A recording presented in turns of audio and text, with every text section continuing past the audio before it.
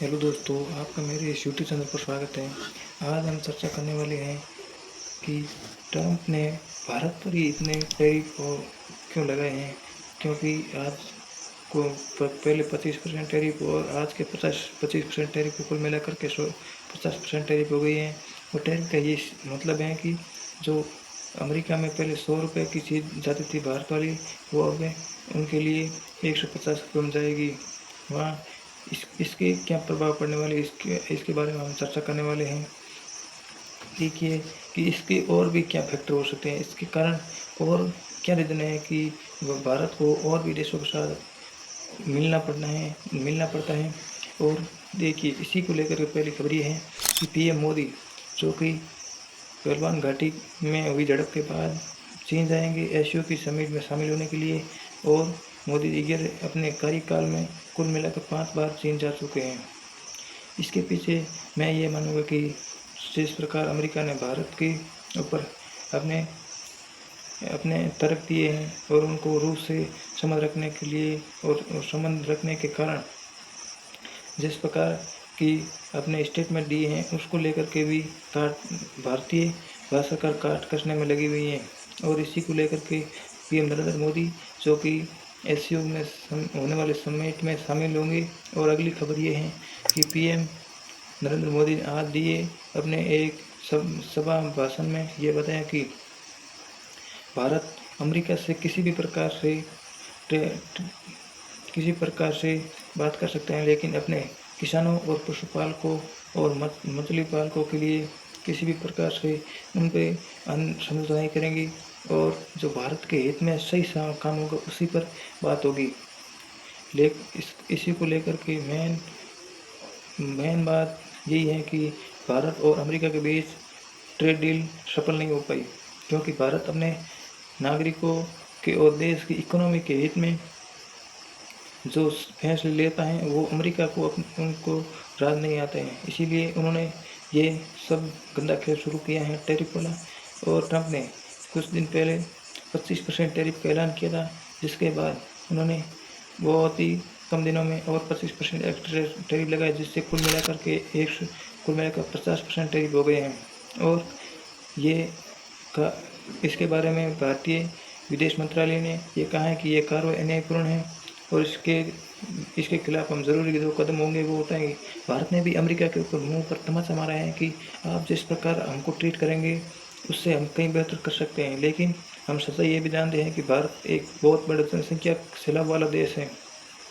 और इतनी बड़ी जनसंख्या के लिए यदि कभी कभी जनसंख्या एक बहुत अच्छी फैक्टर के रूप में भी काम करते हैं, लेकिन कई बार अपने एकदम परिस्थिति के हिसाब से नहीं ढल पाती है, जिसके कारण जनसंख्या देश के लिए बोझ भी बन सकती हैं। लेकिन हमारा देश अगर संगठित होकर के लाल बहादुर शास्त्री के टाइम जिस प्रकार अमेरिका ने सड़े गले गेहूँ भेजे थे, उनके खिलाफ लड़ाई करने के लिए लाल बहादुर शास्त्री अपने ऑफिस के आगे भी अपनी फसल बो दी थी।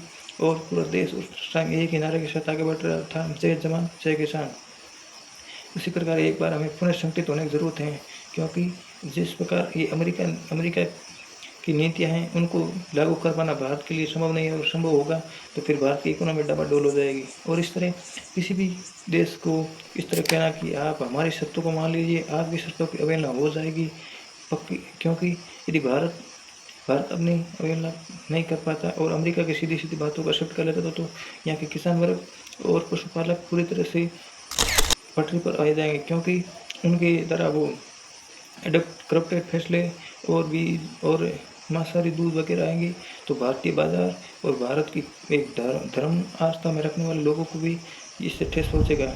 और अगला खबर ये है कि जब ट्रंप ने जो 25% लगे, उसके बाद भारतीय मंत्रालय ने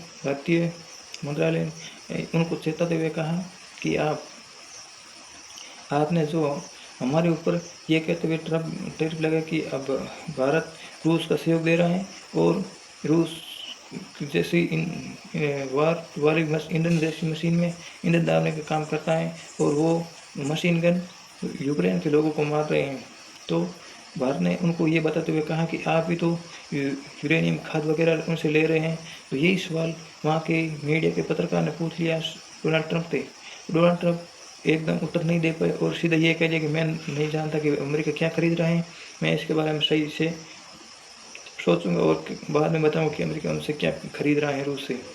लेकिन कहीं ना कहीं ट्रंप अपने को सब पता है कि क्या हो रहा है, लेकिन वो उन सब सवालों से बच रहे हैं।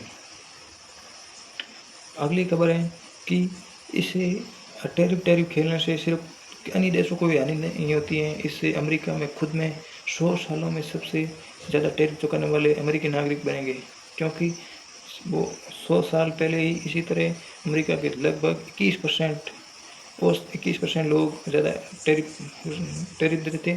और अब पुनः ट्रंप के काल में ये संभव हो पाया है कि अमेरिका के लोग पुनः 100 साल बाद में इतना भारी भरकम टैरिफ चुकाएंगे और इससे अमेरिका के प्रत्येक नागरिक पर असर पड़ेगा, क्योंकि आज जो टैरिफ का असर अमेरिका पर पड़ रहा है, जो टैरिफ का असर भारत पर पड़ेगा उससे कहीं ज़्यादा अमेरिका पर पड़ेगा। अमेरिका ने टैरिफ लगाने की शुरुआत की है, तो हम इसके प्रति जवाब में दूसरे देशों ने उस पे ऊपर टैरिफ लगाया, जिससे अमेरिका में जाने वाला सामान और भी महंगा हो गया है और उस दूसरे देशों से कमा पाना बहुत मुश्किल हो रहा है।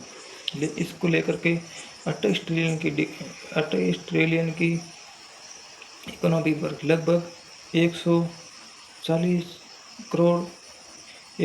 करोड़ का प्रतिवर्ष घाटा होने वाला है अमेरिका को, जो कि एक बहुत बड़ा है, लगभग बहुत बड़ा अमाउंट है।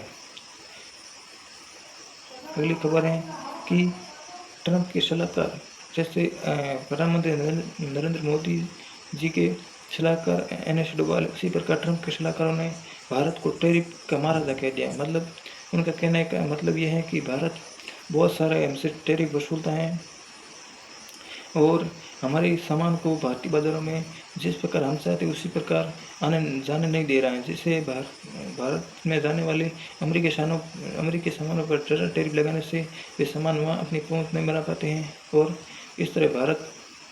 और उन्होंने ये भी कहा है कि भारत इमिग्रेशन का गलत फ़ायदा उठा रहा है और वो अपने नागरिकों को उस तरह से ट्रीट करके नहीं भेज रहा है जिससे अमेरिका में ढाल पाना है। मैं भी मानता हूँ कि भारतीय कहीं ना कहीं अपनी मूर्खता खो देते हैं। मैं इसके बारे में एक अलग वीडियो बनाऊंगा, आप उस टाइम देख लेना। लेकिन बात जब देश को संगठित करने की आती है, देश को एकजुट में बनने की आती है, तो हम प्रत्येक भारतीय को किसी भी कोई भी सरकार हो, चाहे कांग्रेस की हो, चाहे बीजेपी की अदर पार्टी हो, उसके साथ रहना होगा। क्योंकि जिस टाइम अटल जी ने परमाणु परीक्षण किया था उसी टाइम इसी अमेरिका ने बहुत सारे टैरिफ लगाए थे, सेकेंड सेक्शन भी लगाए थे, लेकिन उस टाइम देश नहीं झुका। इंदिरा गांधी जी के टाइम देश नहीं झुका। इंदिरा गांधी जी ने भी 1971 ईस्वी में जिस प्रकार बांग्लादेश को अलग कर दिया था पाकिस्तान से, और उसी टाइम अमेरिका ने पाकिस्तान का सहयोग देने के लिए अपने साथ बेड़ भेजे थे। लेकिन हमारा एक ही मित्र था उस टाइम भी, रसिया। तो हम उससे क्यों दोस्ती तोड़े भाई? किसी ट्रंप के कहने से ट्रंप कल कहेगा कल, और ट्रंप मेन बात मैं बताता हूँ किस काम को लेकर ट्रंप इतना भड़का हुआ है, तो वो है नोबेल पुरस्कार। क्योंकि ऑपरेशन सिंदूर के बाद पाकिस्तान और इजराइल के अलावा किसी ने भी उनको शांति नोबेल पुरस्कार के लिए नॉमिनेट नहीं किया। इजराइल के अपने हित है और वो अपने अभी रुका नहीं है, क्योंकि उसको गजा और उसके बारे हमास के बारे में जो सहायता लेनी है उसके लिए उसने नॉमिनेट करे, तो कोई बड़ी बात नहीं है। लेकिन जिस प्रकार पाकिस्तान उनको नॉमिनेट किया है वो मुझे कुछ समझ नहीं आ रहा क्या क्यों किया है, उसके क्या हित हैं। लेकिन जो भी हो, भारत अब चीन की तरह झुका नहीं है और भारत नहीं झुकने वाला है। भारत उन देशों में आता है जो ज़रूर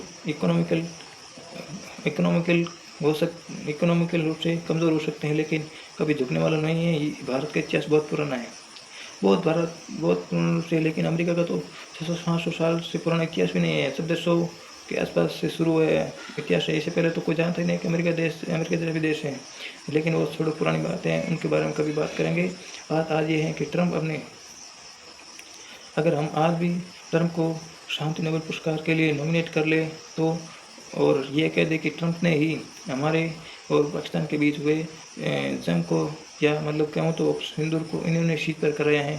तो ट्रंप सभी अपने अमेरिकी नागरिकों हितों को छोड़ करके कह देंगे कि हाँ, भारत हमारा अच्छा ट्रेड पार्टनर है और हम उसी के साथ इसी तरह आगे बढ़ना चाहते हैं। लेकिन मैं कह देता हूँ कि भारत, हाँ ज़रूर, इसे मैं कहता हूँ ट्रंप के टैरिफ से भारत पर असर पड़ेगा, 100% असर पड़ेगा, और इससे भारत की जीडीपी भी 0.5% से स्लो हो जाएगी। लेकिन जिस तरह से अमेरिका ने जिस तरह से अपने रंग अचानक अचानक देखा है, उस तरह से तो हम भारत नहीं झुकने वाले हैं। और भारत का हर नागरिक, अगर उसमें सच्चे देशभक्ति की भावना है, तो वो उस पद के साथ ज़रूर सहयोग देंगे कि हमें अमेरिका से मतलब इस तरह से व्यवहार नहीं करना चाहिए।